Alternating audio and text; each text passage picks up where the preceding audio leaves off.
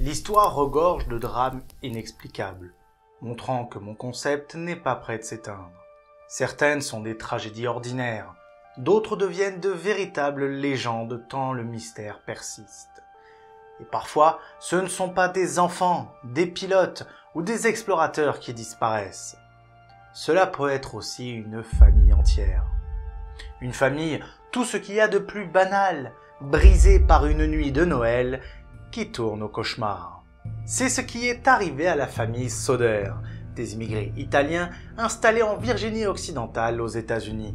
En l'espace d'une nuit, leur maison a brûlé, 5 de leurs enfants se sont volatilisés et les questions n'ont jamais cessé de hanter la famille. Alors, que s'est-il passé? Est-ce un véritable accident? Un enlèvement qui aurait mal tourné? Est-ce juste un complot visant la famille pour mettre la pression à d'autres membres? Mais surtout, comment s'est déroulée toute cette affaire pour qu'encore aujourd'hui le mystère reste entier? Bonjour, bonsoir à tous et à toutes, c'est Yota et j'espère que tout va bien chez vous. Aujourd'hui, dans ce nouveau Fabulae Mundus, nous allons plonger dans l'une des affaires familiales les plus troublantes et les plus mystérieuses du XXe siècle. Une histoire faite de flammes, d'ombre et de silence. Voilà donc, messieurs, dames, l'étrange et terrible histoire de la famille Soder.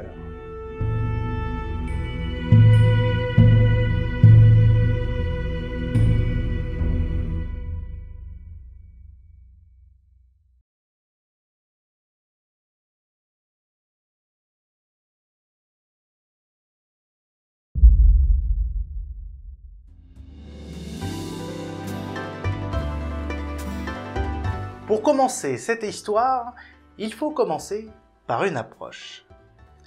Il était une fois un certain George Soder. George Soder, né Giorgio Sodu en Sardaigne en 1895, est un Italien qui a émigré aux États-Unis avec sa famille à tout juste 13 ans. Comme beaucoup d'Italiens de l'époque, il cherche une vie meilleure. Et pour les Européens, le lieu pour trouver cet Eldorado se trouve de l'autre côté de l'Atlantique, à savoir les États-Unis d'Amérique. Intelligent, travailleur et aussi ambitieux, il fonde quelques années après son arrivée une petite entreprise de transport routier dans l'État de Virginie occidentale, qui finit par bien prospérer. Durant ces années de réussite, il rencontre et épouse Jenny, elle aussi immigrée italienne, et autant vous dire que ce couple a là aussi bien prospéré, puisqu'ils auront pas moins de 10 enfants dans une grande maison en bois. C'est pas compliqué, les Soder incarnent alors le rêve américain. Une famille unie, une stabilité économique et l'intégration dans une petite ville tranquille qui s'appelle Fayetteville. Mais derrière cette façade de famille rêvée, il y a toujours un couac. Et ici, cela vient de George.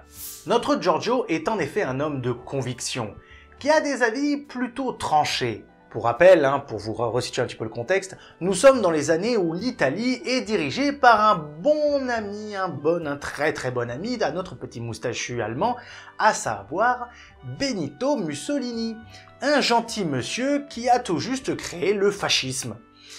Et notre George, il critique ouvertement Mussolini, ce qui lui vaut des tensions avec certains membres de la communauté italienne locale, encore fidèles à notre petit dictateur. Ce qui fait que des disputes éclatent parfois, et George reçoit même des menaces voilées. Un détail qui, vous allez le voir, prendra une importance quasi mystique pour la suite de notre histoire.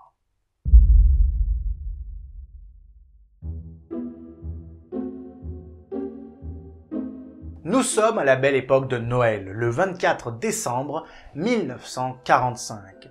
Et il faut vraiment se le dire, que ce Noël est beaucoup plus qu'important. Rappelez-vous l'année où on se trouve, 1945, l'année de la capitulation allemande, celle de la création de l'ONU ou de l'UNESCO. Et si on va au plus près, un mois avant la fête d'hiver, le procès de Nuremberg. Donc cette fête est importante pour se changer les idées et surtout finir avec cette époque sombre. Ce qui fait que la famille Soder compte bien fêter comme il se doit Noël. Les enfants décorent encore le sapin très tard dans la soirée. Tout le monde est excité à l'idée de recevoir leurs cadeaux. Mais les parents sont un peu épuisés. Et vers 22 h, George et Jenny vont donc alors se coucher. laissant 5 de leurs enfants éveillés dans le salon. Vers 1 heure du matin, Jenny est réveillée par un bruit étrange venant sur le toit. D'après certains, elle aurait entendu comme un roulement d'objets, d'autres parlent d'un petit choc. Elle se lève pour comprendre d'où venait ce bruit. Et en analysant la chose, elle réalise que la maison est en flammes. Et que tout ceci part du bureau de son mari. Elle réveille alors son mari et leurs enfants en totale panique pour que tout le monde puisse partir avant que les flammes s'engouffrent et les enfument. 4 des 10 enfants réussissent à sortir avec eux. Mais les 5 plus jeunes restent coincés à l'étage. George tente alors l'impossible pour les sauver. Il veut utiliser une échelle pour atteindre les fenêtres, mais l'échelle a mystérieusement disparu. Ça commence fort. Il essaie de démarrer ses camions pour grimper dessus et ainsi entrer par les fenêtres. Mais aucun des 2 moteurs ne veut démarrer alors qu'ils fonctionnaient très bien la veille. Là, la situation commence à devenir très louche. Il tentera même de puiser de l'eau dans un tonneau, mais l'eau est gelée. Bah oui, on est en hiver, les gars, faut se rappeler. Ce qui fait qu'en moins de 45 minutes, à même pas 1 heure depuis que Jenny a remarqué le feu, que la maison est totalement détruite. Normal, hein, ce n'est qu'une maison en bois. George et Jenny, impuissants, assistent à ce qu'ils croient être la mort de leurs 5 enfants. Maurice, 14 ans, Martha, 12 ans, Louis, 10 ans, Jenny, 8 ans, et Betty, 5 ans. Un choc insurmontable. Mais là, un truc va choquer le monde entier. Lorsque les pompiers arrivent, au lever du jour, un détail glaçant surgit. Aucun corps n'est retrouvé.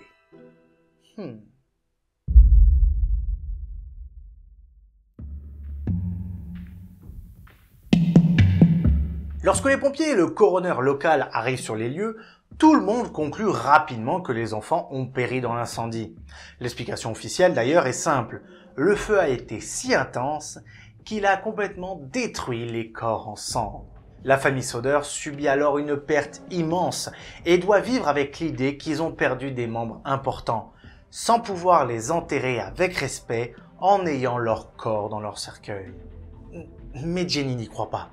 Elle n'y croit pas du tout. Pour elle, quelque chose cloche. Alors, elle mène ses propres expériences. Elle brûle des ossements de poulet, de bœuf, parfois même des carcasses entières d'animaux. Résultat, les os restent. Toujours. Elle va même confirmer avec des spécialistes qu'un incendie domestique, même violent, ne peut pas atteindre une chaleur suffisante pour réduire un corps entier en poussière. Il faudrait vraiment que la chaleur atteigne une température quasi inatteignable pour que réellement le corps entier, vêtements, plus peau, plus chair, plus muscles, plus les os, puisse disparaître comme ça. Et pour encore plus lui donner raison, dans les décombres de la maison, on retrouve des appareils ménagers, comme un grille-pain par exemple, encore reconnaissables. Alors, scientifiquement, comment expliquer à une jeune femme et un homme qui ont perdu des enfants que le métal a résisté au feu, mais pas des os? Je vous rappelle aussi qu'aucun reste humain n'a jamais été identifié, pas même un fragment de dent. Tout cela nourrit l'idée qu'il n'y a peut-être jamais eu de corps dans ces flammes. Ce qui est beaucoup trop louche maintenant qu'on le sait.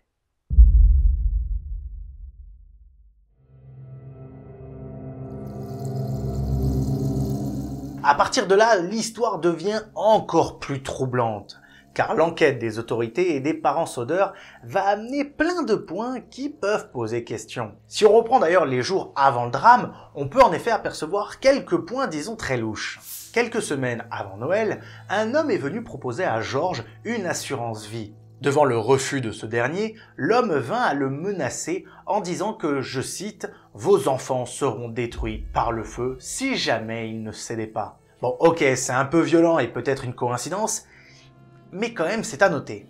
Un autre visiteur suspect est venu d'ailleurs les voir quelques jours avant, et lui était encore plus louche. Il venait s'attarder devant la maison, sans rien dire, et restait juste là à observer le panneau électrique, et disait « ça va causer un incendie un jour ». Bon, la première ça pouvait être une coïncidence, mais là la deuxième, ça devient assez louche quand même si tu conclus les deux là.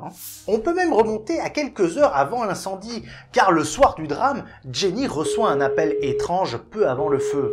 Au bout de l'appel, une femme demandant un nom qu'elle ne connaît pas, puis rit nerveusement avant de raccrocher. Et je vous rappelle que l'échelle en plus de ça que voulait utiliser Georges avait disparu et qu'elle a été retrouvée plus tard dans un fossé à plusieurs mètres de la maison. Ou même que les camions ne voulaient pas démarrer alors qu'ils étaient en parfait état la veille. Et puis d'ailleurs, en plus, si on continue tout mon récital, la famille Soder ne sont pas les seuls témoins de l'incendie. Des témoins se sont fait entendre et rapportent des faits plutôt intrigants en plus. Un voisin, par exemple, dit avoir vu un homme lancer quelque chose sur le toit peu avant l'incendie, laissant entendre qu'une personne aurait volontairement incendié la maison, ce qui pourrait expliquer le bruit qu'a pu ressentir Jenny quand elle s'est levée à 1 h du matin.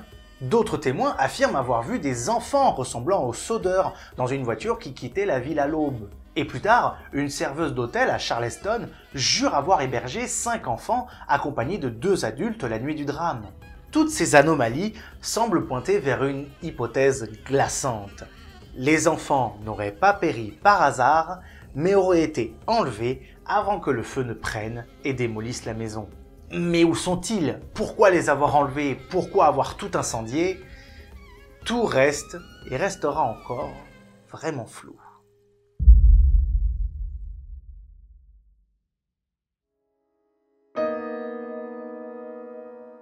Après l'incendie, Georges et Jenny refusent d'abandonner et de croire en l'hypothèse d'un feu ayant vraiment tout incendié. Pendant des décennies, alors que les autorités ont clos le dossier, ils vont continuer d'enquêter par eux-mêmes et vont tout tenter pour retrouver leurs enfants. Ils vont même ériger un immense panneau sur la route visible par des milliers d'automobilistes réclamant des réponses et offrant une récompense. Leur combat attire bien évidemment l'attention nationale, mais malheureusement s'éteint petit à petit à force de ne pas avoir de retour. Mais l'affaire rebondit d'un coup en 1968. Jenny reçoit alors une lettre mystérieuse, sans aucun expéditeur, contenant une photo d'un jeune homme ressemblant fortement à Louis Soder, adulte. Au dos, un message cryptique. Louis Soder, j'aime mon frère Frankie, il est le garçon, à 90 132 ou 35. Est-ce un canular? Est-ce une piste réelle? L'enquête ne donnera rien, mais la famille conservera cette photo comme une ultime lueur d'espoir. Jusqu'à leur mort, George et Jenny Soder n'ont jamais cessé de croire que leurs enfants avaient survécu. Après eux, leurs descendants ont continué de s'interroger, sans jamais obtenir de réponse. Et au fur et à mesure du temps, leur espoir s'est estompé et a donc disparu dans les méandres des cold cases qui ne verront malheureusement jamais de résolution tangible. Alors, qu'est-il arrivé aux enfants Soder? Ont-ils vraiment été consumés par l'incendie malgré les incohérences de l'enquête? Ont-ils été enlevés par vengeance pour punir Georges de ses opinions politiques? Personne ne le sait. Le mystère restera entier.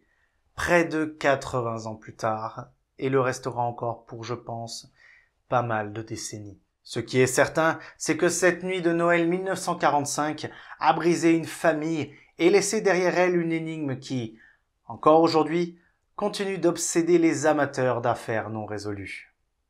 Voilà donc l'histoire troublante et déchirante de la famille Soder.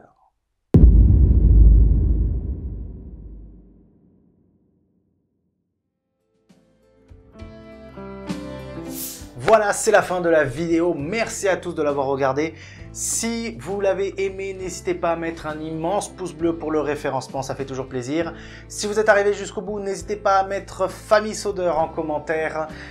On verra ceux qui sont allés jusqu'au bout. Dites-moi d'ailleurs en commentaire qu'est-ce que vous pensez de cette histoire. Moi honnêtement, je pense malheureusement qu'on n'a pas toutes les informations sur cette famille.